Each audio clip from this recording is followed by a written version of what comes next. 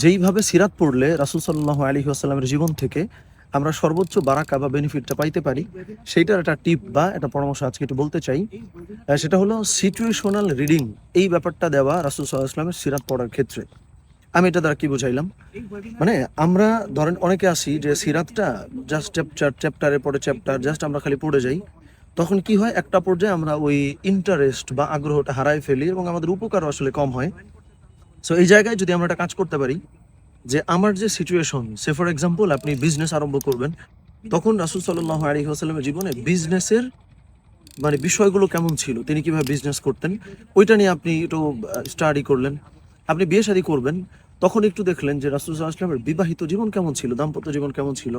So একটু খেয়াল করে দেখেন, আমরা আমাদের প্রত্যেকের জীবনে কিন্তু কম বেশি বিভিন্ন রকম পরিস্থিতি আসলে তৈরি হয়। সো ওই পরিস্থিতি অনুপাতে যখন আমরা সিরাত পড়তেছি, যখন আমরা অনেক বেশি এনগেজ করতে পারি, সেটা আমরা আমাদের জীবনে বাস্তবায়ন করতে পারি।